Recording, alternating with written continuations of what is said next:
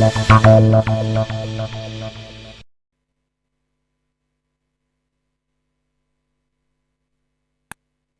Tonight is brought to you by Flamingo Paint. Superior durability, superior hiding, superior coverage, simply superior.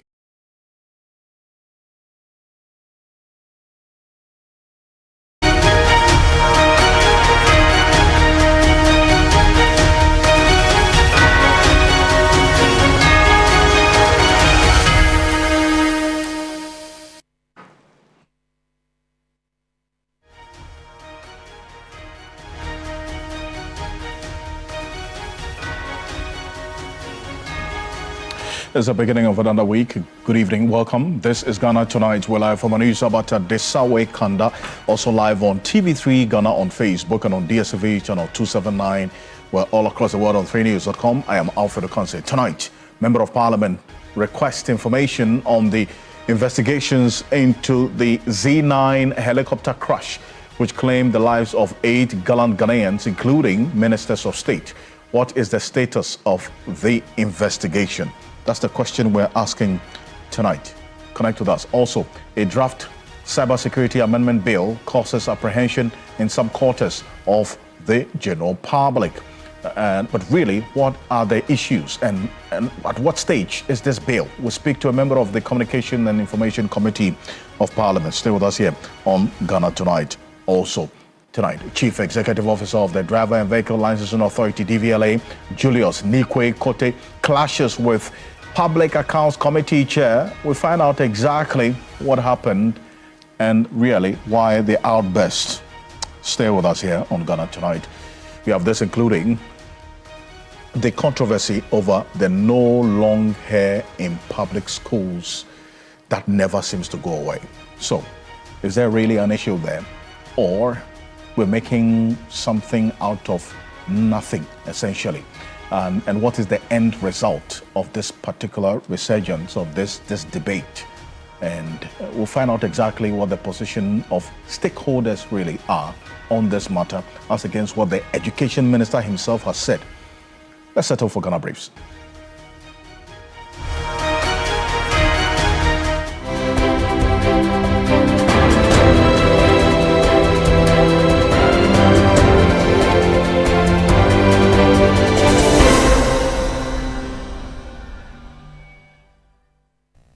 MP for Tolon and First Deputy Minority Whip Habib Idrisu has formally written to the President of Ghana seeking an update or full report on the tragic aircraft accident that occurred on August 6, 2025. The crash claimed the lives of 8 prominent Ghanaians, including ministers and military personnel. A committee of inquiry was established on August 25, 2025, with a promise to release findings within 30 days. Given the elapsed time and public interest, the MP under the Right to Information Law has requested either the final report or an interim update. He emphasizes the importance of transparency and timely communication to honor the memory of the deceased and inform the public.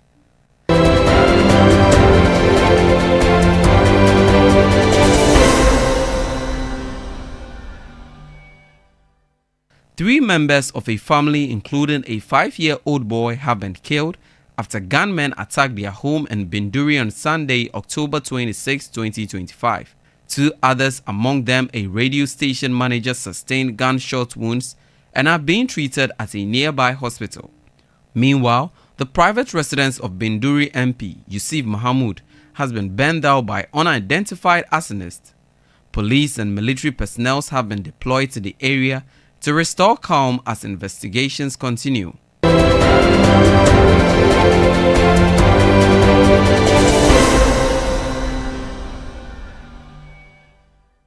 Education Minister Haruna Idrisu is standing firm on its policy direction for teachers to use the mother tongue as a medium of instruction in early grade classrooms. According to the minister, research has shown that children learn better when taught in a language they understand, especially at the foundational stage of education. The Ghana Education Service must uphold the learning environment and the learning instruction has been important to understanding and improving foundational learning. As much as we all agree that we should go beyond literacy and numeracy texts, we are molding character and behavior. And I understand that my directive to the effect that teaching in Ghanaian language, maybe for purpose of clarity, I meant from kindergarten up to grade 6. The language of instruction should be local Ghanaian language.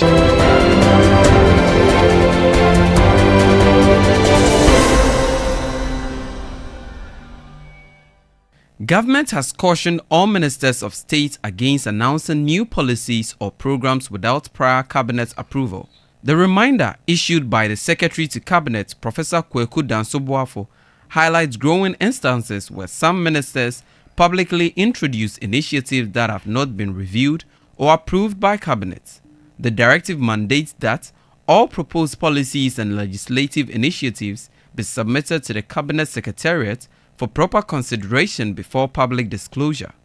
It emphasizes that any policy announced without approval will not represent the official position of the government, reinforcing the need for policy coherence and disciplined governance.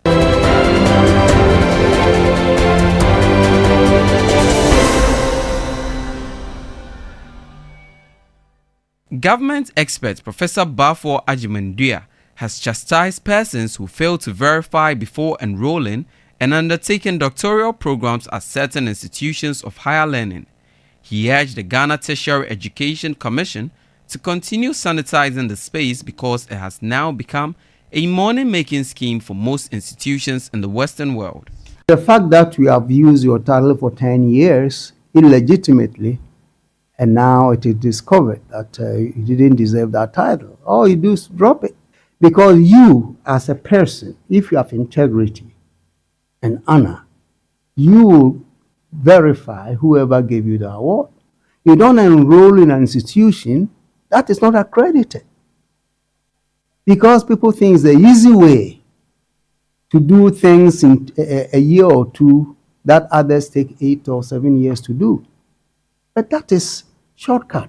I think GTech is doing a great job seeking to sanitize the mess that has been created for the academic world.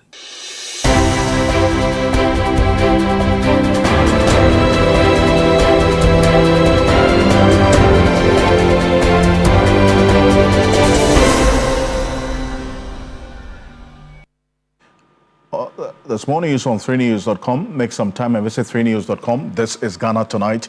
We're live on 3FM 92.7, also on TV3 Ghana on Facebook and on DSTV channel 279. We're all across the world on 3news.com. As always, probably brought to you by Flamingo Paint, Simply Superior, Sasso Insecticide Spray and Qualcomm Tum Preko. Coming up next year on Ghana Tonight, a member of parliament is pressing for answers on the Z9 helicopter crash that killed 8 gallant Ghanaians, including ministers. What's the status of the investigation? And let's not forget about them too soon, because they paid the ultimate price. And we had all sorts of expressions for them. Gallant Ghanaians are heroes, and time has passed. They're still in the memories of many, many people, especially their families. And today, well, there's a member of parliament who is asking questions of the status of investigations into what exactly led to the crash and the aftermath of the crash. And this is the member of parliament for the Tolong constituency, the Honorable Habib Idris. He has written to the President John Dramani Mahama, requesting urgent update on the report on the 6th August helicopter crash that claimed 8 lives. If you recall, President Mahama did indicate the commitment of government to get to the bottom of exactly what caused this crash. The president addressed the nation after the crash. This is what he said. Take a look.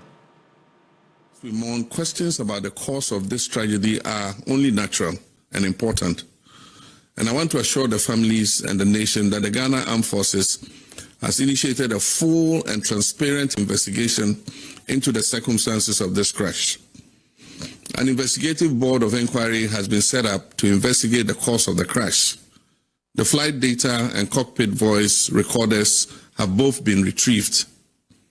All 8 of the bodies of our departed comrades have been retrieved, and the government is in close touch with the bereaved families about identification of the bodies and final interment.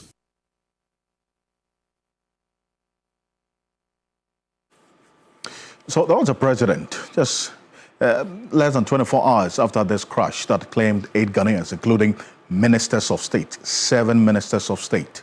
Now, this is not to recall the pain of the loss of these gallant Ghanaians, but then again, the member of parliament for Tolong is asking questions, and we'll give you the basis why.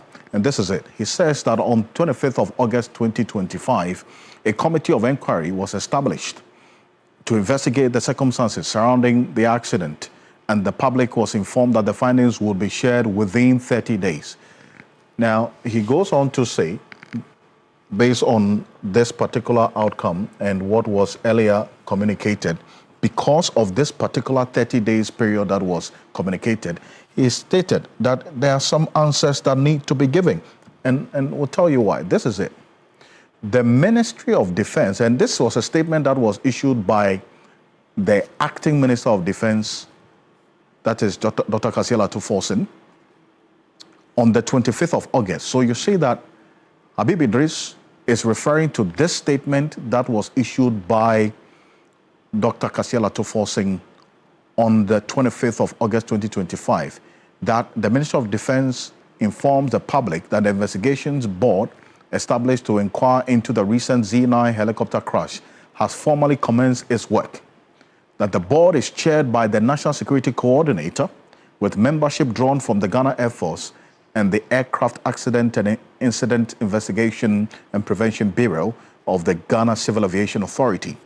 This was the membership, the composition of the membership of this said Board of Investigation. Recall the president, what I just played to you, the president referenced this Board of Investigation, and this is the composition of the membership of the Board of Investigation that the president talked about, which had the sole job of investigating what led to this particular crash. President reiterating the commitment to get to the bottom of exactly what had happened. And that statement that was issued by Dr. Kasiela Tuforsen did continue, that the United States of America is providing advice and assistance to the board through visiting investigators from the U.S. Air Force. The board may also invite other relevant experts and institutions, both local and international, to assist with the investigation. It will be recalled that on the day of the incident, the 6th of August, a preliminary investigation team was constituted to gather all available evidence relating to the crash in support of the board's work. The preliminary investigation team is scheduled to submit its report to the board today. This was the 25th of August. So it stands to say that all things being equal, the preliminary investigation team have submitted the preliminary investigation report to this investigation board as of the 25th of August. If what the minister's statement is saying is anything to go by, the investigation board has been mandated to complete its work within 30 days. So we tracked the period. So bear in mind, this statement was issued on the 25th of August. So on the 25th of August, we're told that within 30 days, this investigation board will have their work cut out for them. So we counted from the 26th of August, the 30-day period would have elapsed on the 24th of September, between the period or the date that is the statement was issued, 25th of August. We started counting the 30 days from the next day. 26th of August to the 24th of September 2025 was that 30-day period that this investigation board was given to do their work. Now, if you track what has happened between that period, the end date of 24th September, that 30-day period, from then till now, after the elapse of that deadline of the 30 days, we've had additional 33 days after the 30 days that was given to this investigation board to do their work. That is what, from what we are picking, has prompted this query by the Member of Parliament, Habib Idris, who's asking questions of exactly what is happening Why have they really completed their work within this 30-day period? Where is the report? Is it going to be made public? Are these questions worth asking? Wing Commander Patrick Nelson Sogbojo, retired, is a retired Ghana Air Force pilot. He's joining us on Zoom right now. Wing Commander Patrick Nelson Sogbojo, good evening. Thank you for joining us. Good evening to you. Great. Now, this has come at a time when the Member of Parliament, Habib Idris, is asking questions that if an investigation board was given 30 days to do their work, and it's been additional 33 days after the 30-day period elapsed, what is happening? Are these questions worth asking when demanding some answers for?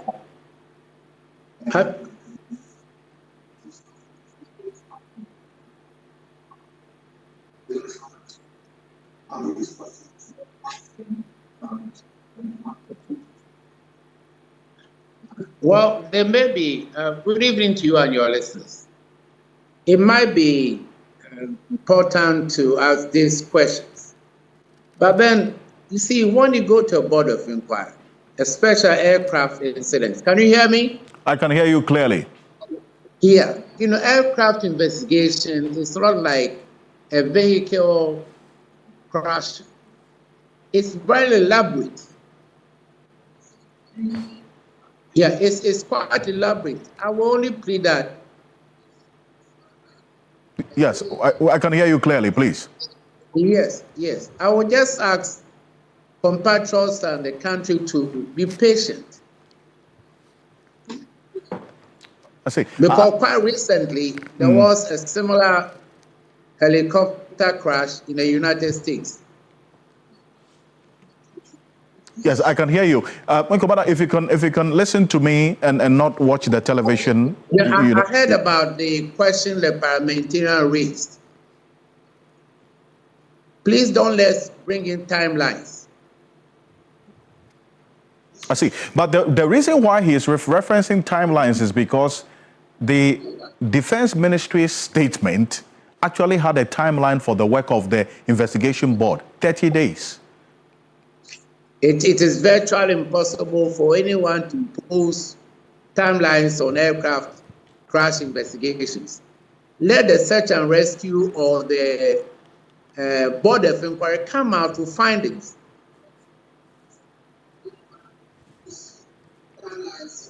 I see. Now, when Commander, if you could listen to me, I can hear you. If you could listen to me on the television, right? You say that it's virtually impossible to put a timeline to aircraft accident investigation? Yes, you set up a board of inquiry, and there are a lot of things that they have to investigate. Well, I'm trying to analyze it. There is an aircraft investigation, crash investigation. There are a lot of things that they have to look at before they deduce what happened. And if they haven't come to the conclusion, they cannot just come out and say, we have done A, B, or C.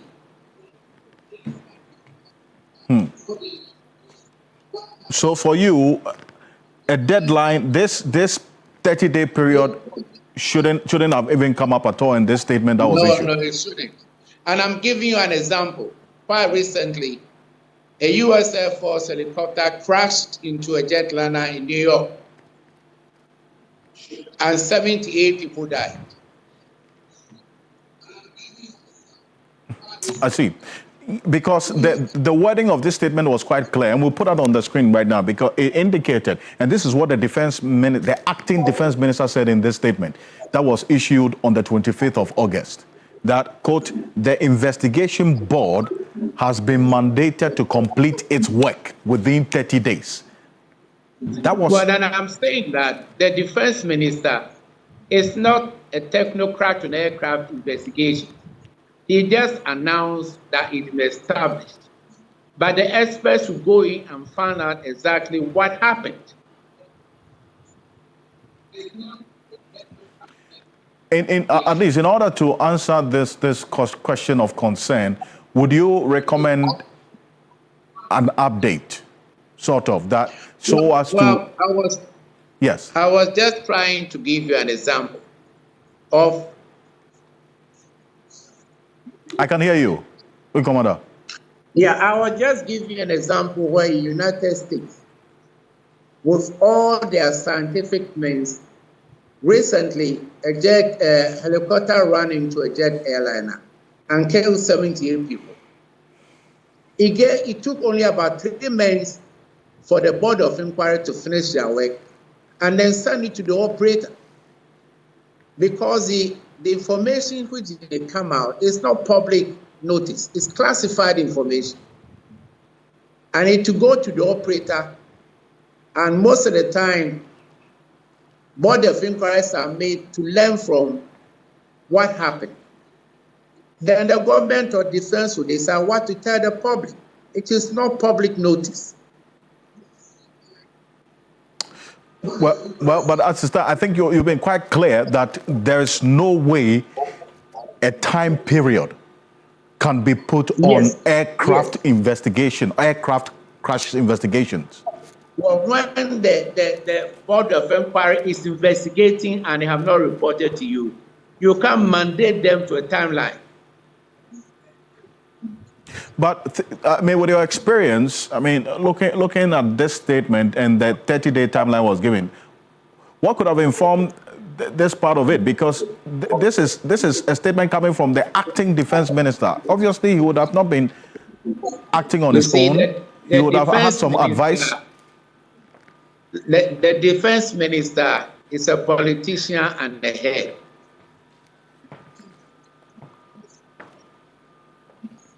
And how I can hear you. And assuming that the board of inquiry go to site and you put things together, and I think earlier we told you we'll have a voice recorder and a black box. When the manufacturer of an aircraft is making an airplane, he may sometimes go to purchase other equipment from other countries to assemble. And this is why they got the US coming, because maybe they were experts on a black box. But the black box should be open and find out what happened, because whatever is there, it's not like watching a video film. It's encrypted. So they must also finish their job, pass it on to the board of inquiry to be able to tie up. And if they haven't gotten all these things, they cannot give exactly what happened. So I would plead that we should be patient. I do thank you, Wing Commander Patrick Sokojo, retired Ghana Air Force pilot. Thank you so much for your expertise on this matter and the appeal for patience as well, in as much as there was that 30-day period given. We'll see what the response will be on this RTI request by the Honorable Habib Idris, the MP for Tolong constituency. This is Ghana Tonight. Coming up next, a draft cybersecurity amendment bill has sparked some concern, but what are the real issues and how far has it gone in Parliament? We speak to a member of the Communications Committee for some answers on this particular issue, and this was one that at least got some members of Parliament raising concerns about this. Cybersecurity experts, they have cautioned government against passing the new cybersecurity bill in its current form, warning it could stifle speech and expose people to security dangers. Fears are rife that people and media houses could be targeted when officials are granted such wild powers as contained in the draft law. A former Minister of Information, Kojo Ponkroma, the Ofosia Yerebe Member of Parliament, in a media engagement earlier today, demanded the government backtracks from this legislation. Take a look. What we are seeing appears to be a draft, and that they want to consult on that draft. From what I have seen as a former information minister, this draft is dangerous, though it's not surprising. And let me explain why it's not surprising. It's not surprising because I think the president first announced it, that they are going to use the national security apparatus to go after people who make comments on social media that they consider, for whatever reason, whether it's under hate speech or it's under whatever, they consider it unfavorable. They're going to search for your IP addresses and then get the security apparatus to go after you. The president himself said it. So it's not surprising that his minister is now following up with a draft bill with such wild provisions in there. What is dangerous about it is that over the last set of decades, various countries have been moving away from criminalizing speech. There are other remedies for speech that may be deemed unfavorable, most of them civil, but not necessarily criminalizing it. Even the Criminal Libel and Sedition Act was repealed by the Kufuor administration. There are still remnants of laws that still seek to criminalize speech. For example, this law that is being used a lot, publication of false news, with intent of causing fear and panic, is one of those laws that actually still needs to be repealed. Instead of repealing that to advance, democratic freedoms, the government is now seeking through this draft that it wants to consult on to enact legislation that will now even ensure that when you put up a comment in your chat groups and they find it offensive according to their criteria, you could go to jail. And I think it's a very dangerous, encroachment into the area of free speech. The government needs to tread cautiously. I'm hopeful that when the consultations start, the government will see wisdom in backtracking and ensuring that instead of rather seeking to further criminalize speech, even the remnant laws on criminalization of speech should be repealed. Kojo Ponkomai spoke yesterday in that press engagement. Anthony Suma is a member of parliament for the Nadoli-Kaleo constituency and a member of the Communications and Information Committee of Parliament, of which Kojo Ponkomai as well is a member. He's joining us on the telephone right now. Good evening to you, Mr. Suma, if you can hear us. And good evening to your cherished listeners. Well, you heard your colleague member of parliament there indicate that this bill, this cybersecurity bill, in its current form, is a dangerous threat to free speech, essentially. And in his own understanding, and as he's seen the details of it, it could even impact on the work of media houses. So why are you going on that path if it indeed what Kojo Ponkomai pointed out is what is happening or is captured in this bill? Thank you very much, my brother. It is definitely not the case, but I wouldn't want to go on that tangent. The amendment that the ministry is seeking to make, or the government is seeking to make, is to provide for the authority to be able to what? To investigate and prosecute if we see the object, if we go through the amendment that is being brought. But that is not what should be our focus. The issue is that this is a zero draft. This is a draft that has yet not received cabinet approval. This is a draft that has not received the attention of the Attorney General. But having learned from the past and what happened in passing the Cybersecurity Act, Act 1036, we thought that it was necessary to first put out this zero draft to welcome concerns, suggestions from the public, fine-tune this draft before it's even laid before cabinet to look at.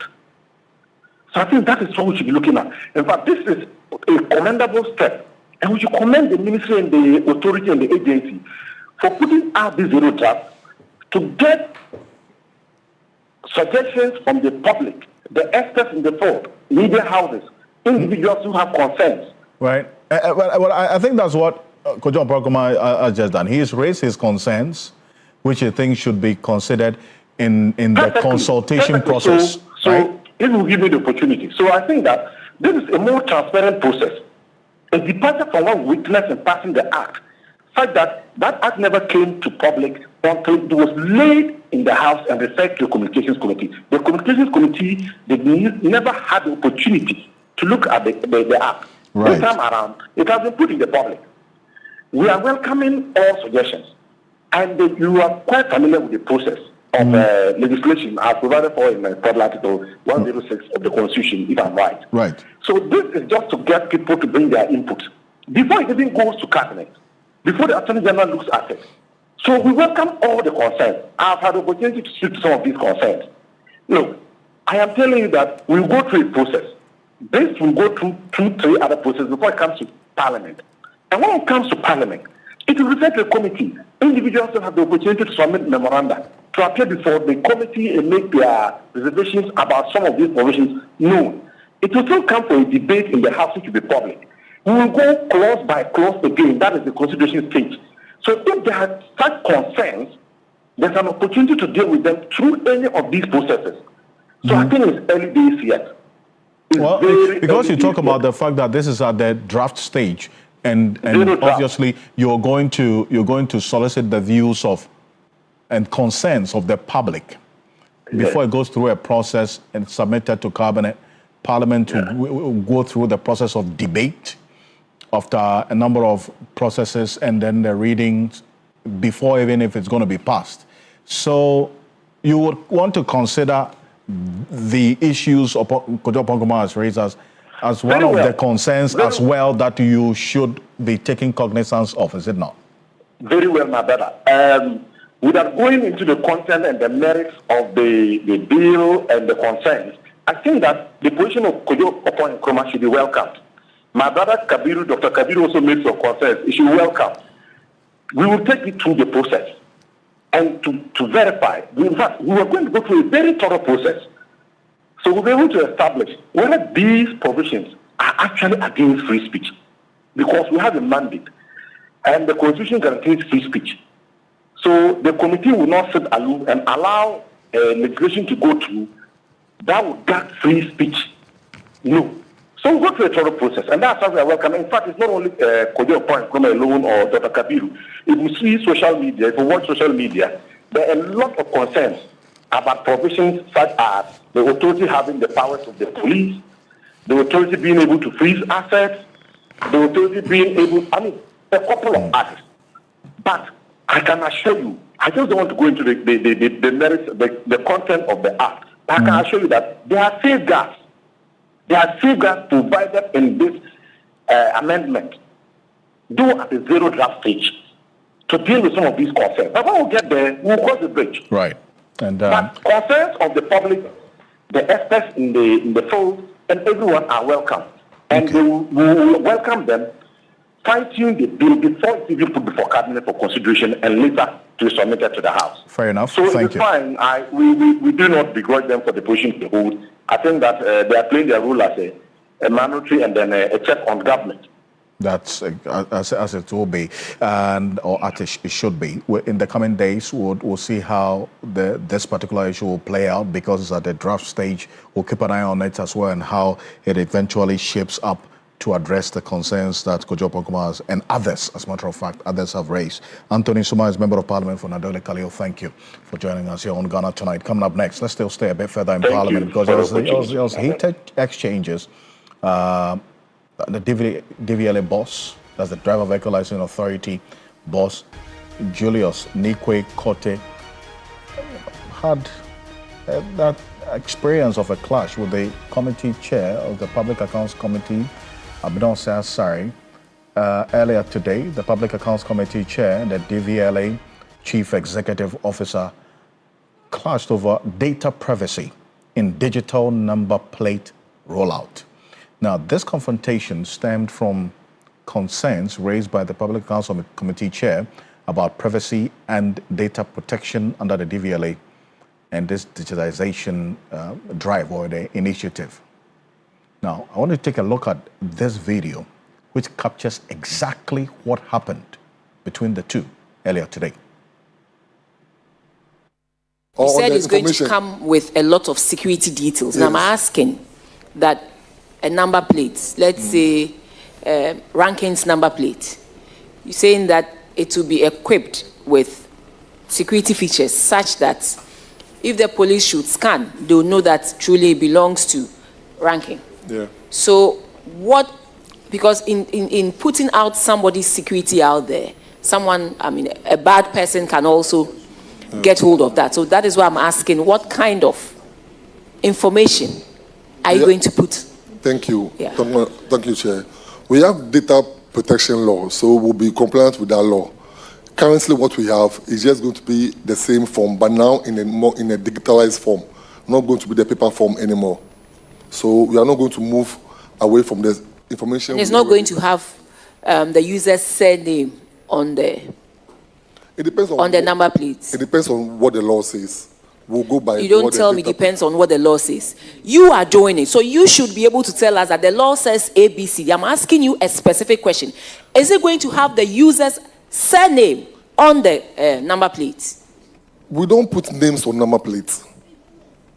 I asked a specific question. You said no. We are not going to put. Yes. I was wondering why that question. Sorry, but we don't put names on number plates. That's why. You were wondering why that question? Because we don't put names on number plates.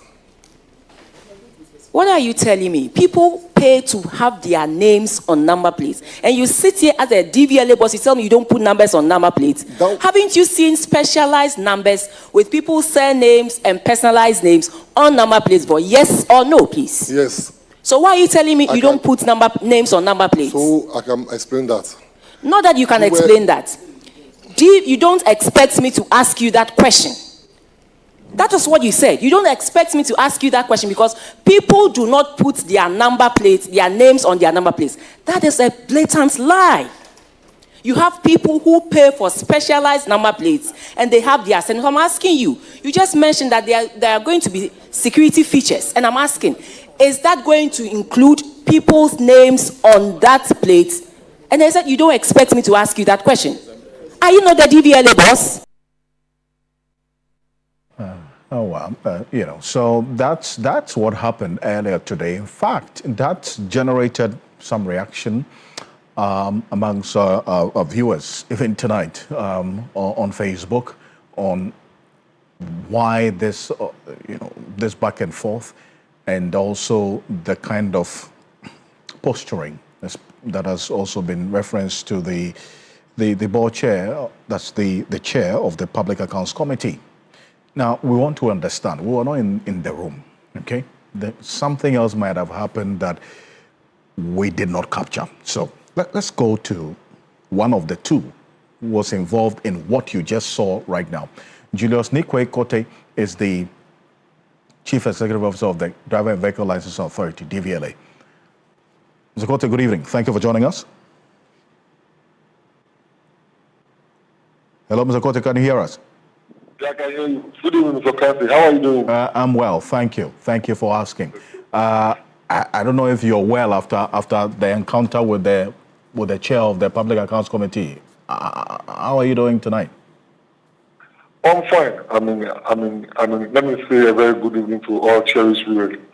I'm still in high spirits. I'm fine, and I still insist on what I said. I mean, with the greatest of respect. People don't put their surnames on cars. You know, we must set the dichotomy straight. We have what we call special numbers, and then we have what we call personalized numbers. Special numbers are, Mr. Ocansey, maybe you want 222, 333, 444, 2233. A special number that is from 1 to 9999. That is. If you want any of these numbers, we call it special number. But if you want maybe Ocansey 1, you want Ocansey 2, you want TV3, 1, or so that was what we call personalized numbers. Okay, so nobody has the opportunity to put your surname on a card. We don't do that unless you come under the special arrangement for a personalized number. That is what I was just trying to explain, but I think she didn't understand me. She wasn't happy. I said she should have asked that question. So I just apologize to her. Well, this explanation that you just gave appears to be clear. But then again, so what happened when you were in there? What was the source of the misunderstanding? The main reason for going there was because in the year 2023, 2 staff of DVLA resigned, and then yet they were paid. They were validated and paid. But in the year 2023, the Auditor General saw that issue and then called attention of the DVLA. The DVLA retrieved the money and mistakenly paid into DVLA's account. Meanwhile, they are supposed to pay into Controller and Accountant General's account. Right.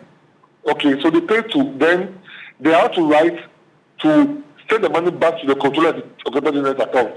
So that was why I went there to explain as the chief executive that, okay, the mistake happened, but it was corrected, and this is the evidence to the correction. Then when we finished with that, I was supposed to go, but they said they have a public interest question to ask. So that was where the commission started from. They were asking the new policies and implementing since I got into office, and I have to give all the account of what I've done so far. Then she was like, what other security features are we adding?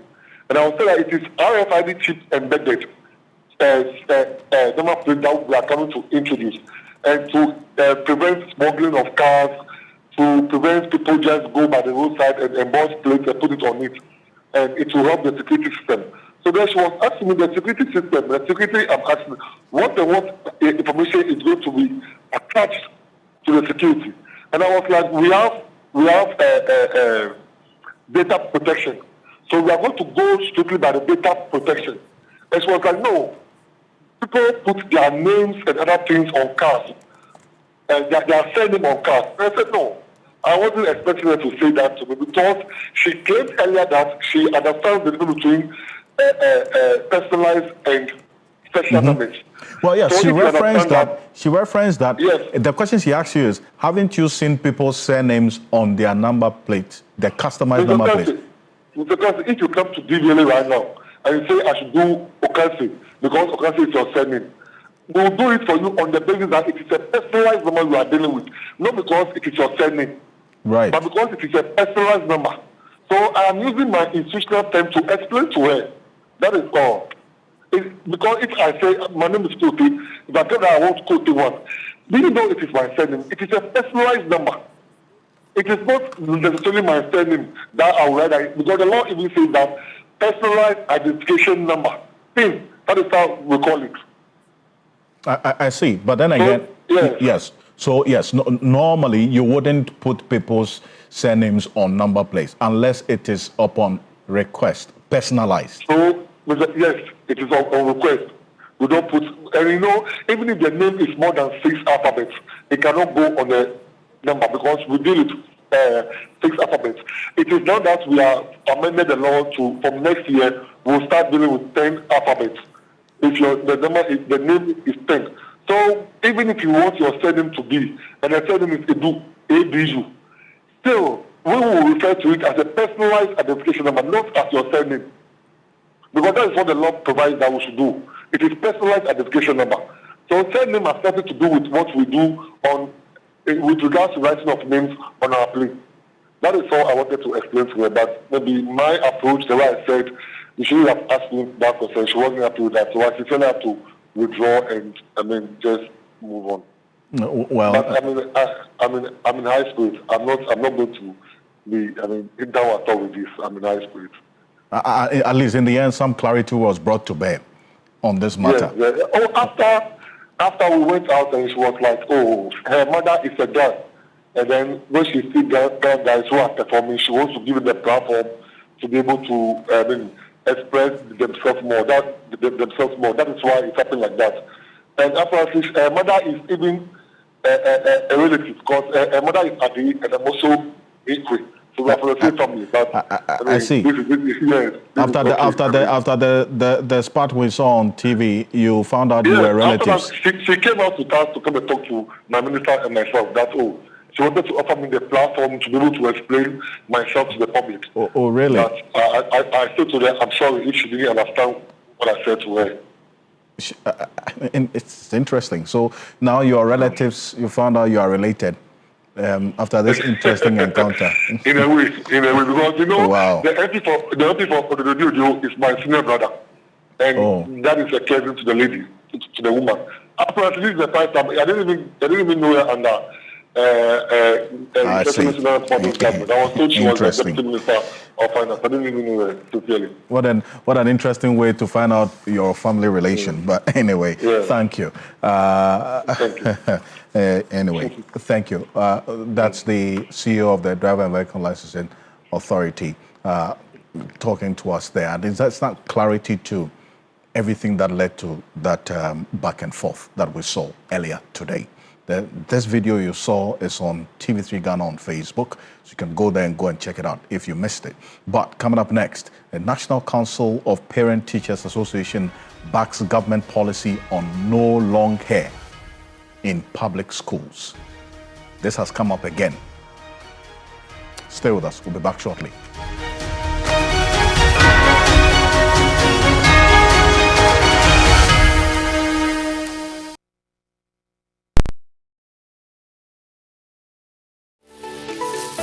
Why are more and more professionals choosing flamingo paint? As an interior decorator, I aim for that beautiful, elegant look. Flamingo paint has great hiding ability to cover and transform old walls easily with just one coat. Impressive. For me, as a professional painter, I love flamingo paints because with just small paints, I paint huge area, meaning more profit for me. Great value for money. As an architect, flamingo paint, with its well-researched and solid composition, guarantees durability for all my buildings. Flamingo paint, superior hiding, superior coverage, superior durability. Flamingo paint, simply superior. In my line of work, a confident man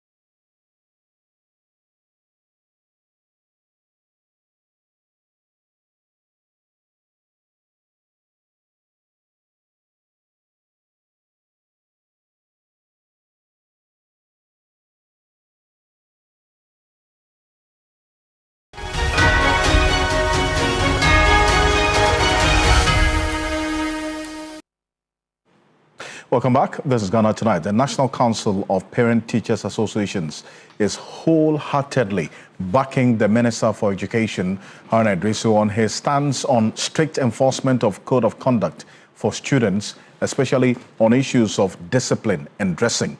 Now, the council, in a statement, says the move is long overdue and will help restore order, respect, and focus in schools. Now, their endorsement comes amid public debate triggered by comments from the Education Minister, Haruna Iddrisu.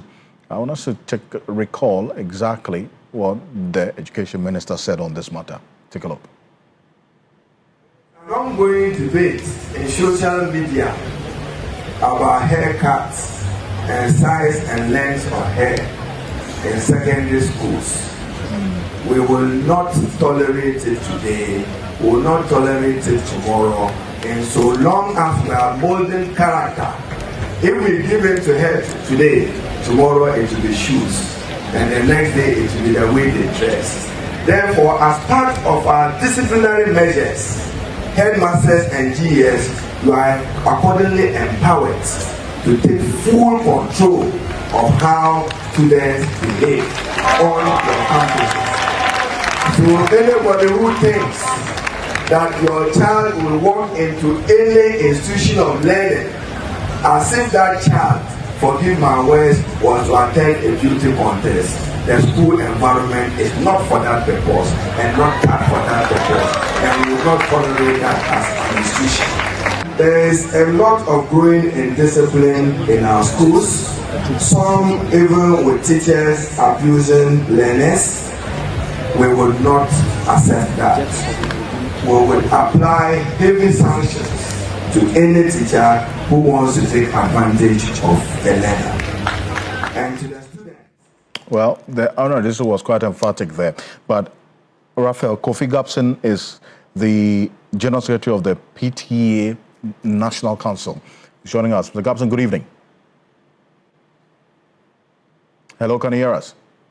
Yes, Alfred, I can hear you. Good evening. How are you? I'm well, thank you. Now, what's the connection between the hairstyle of a student and the discipline or otherwise of the student? Well, Alfred, it's just like somebody asking what is the connection between your delivery in the studio with the dress code or the way and manner you present yourself to show your brand or TV3.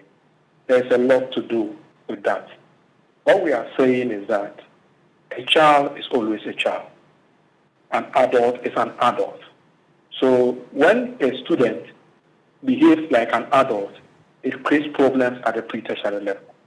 And if you read Article 14.1e of the 1992 Constitution, it states that every person shall be entitled to his personal liberty, and no person shall be deprived his personal liberty, except in the following cases, and in accordance with procedure permitted by law, for the purpose of education or welfare of a person who has not attained the age of 18 years. I see. But are you saying that the student keeping long hair means he's behaving like an adult? It leads to a lot of obstructions. You see, in the school space, there's a rationale why a child is a student.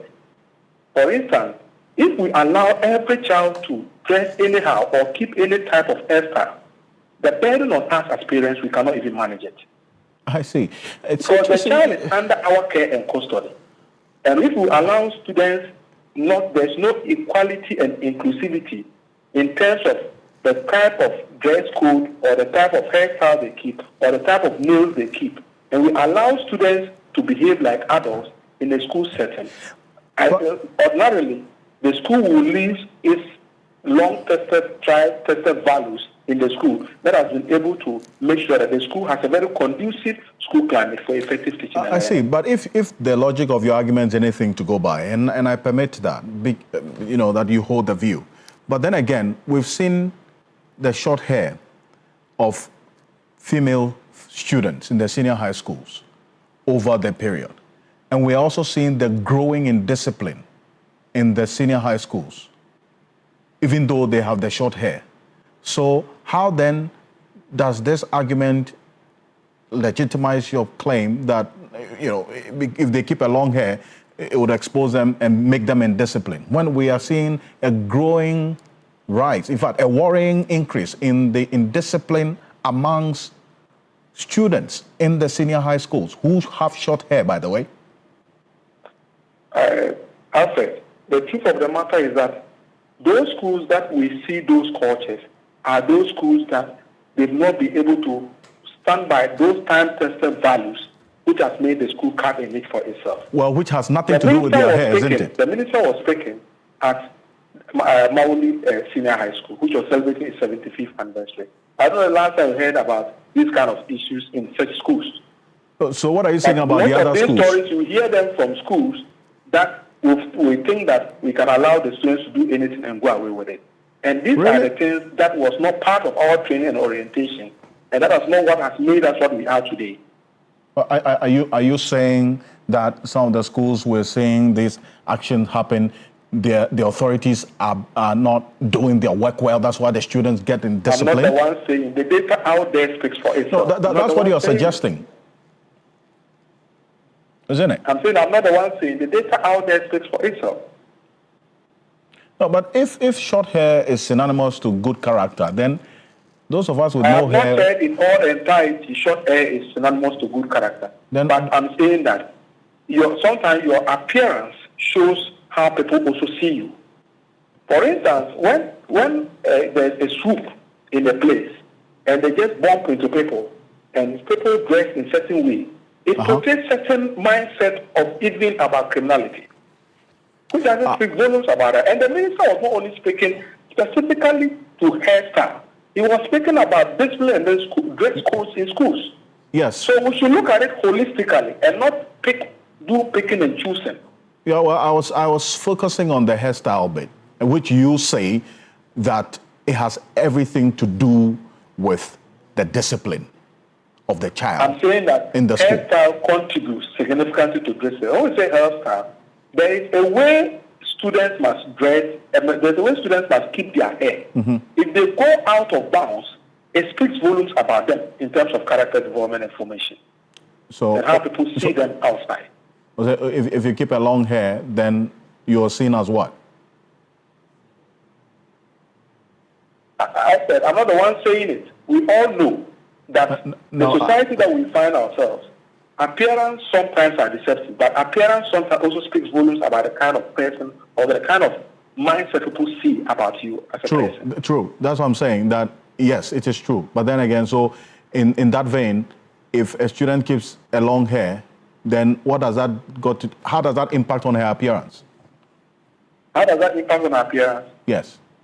People begin to have a negative perception about such a student because he's behaving like an adult and he's trying to compete with adults above the age of 18 who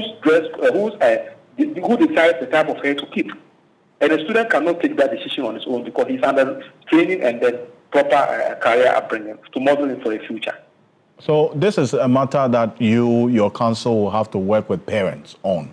So what are you doing? We are not disputing that. That is why we are saying that development in education is a shared responsibility. The ministry alone cannot do it. The GS alone cannot do it. That's why we are also rallying the call and we are reaching out to parents to say that our constitution supports such call and that the Constitution of the Republic of Ghana backs it. So we should all rally and resonate with that clarion call, which is not something that the minister actually is bringing. It's something that is already in our books in terms of enforcing discipline. The minister is already reigniting the debate for us to know that there are certain things that we are not dealing with. And now we are even saying that we should not discuss this at the secondary school level. We should discuss it more at the basic school level because charity begins at home. And if the foundation is destroyed, what can the writers do? If that child that today has ignited this debate, if at both the public or the private school that he attended, these things were enforced there strictly, we will not be discussing this thing at this level. Well, but there are different sides to this. There are a lot more that you would have to do because we can have this conversation all throughout the night. I keep asking you specific questions that are on the minds of other people who hold dissenting views on this matter. Because if short hair had everything or something to do with indiscipline, it should have also impacted on the outcomes that we are seeing now. And if it was all about the short hair ladies being disciplined, then those of us with no hair will probably be the most perfect on this earth. but it is not really the case. Okay, so we will see how the coming days will look like on this. It's an issue that I know a number of you also have different views on. So we're not ending this today. Mr. Gabson, thank you for joining us. Raphael Gabson is the General Secretary of the National PTA Council, joining us there. Well, there's a statement that just came through. We're ending with that, and that's going to be on your screen right now. Effective immediately, all MDAs are prohibited from procuring, developing, or deploying independent biometric also operating parallel, that's the automated fingerprints identification systems. And then also MMDAs are prohibited from operating parallel biometric databases to the NIA. And then they also are prohibited from verifying the identities of persons they transact business with using ocular inspection of the Ghana card without any biometric verification and authentication, entering into new contracts for the procurement of biometric systems without express authorization. And you can find this on 3news.com. Thank you for joining us. I am Alfred Ocansey. Have a good night. Ghana Tonight.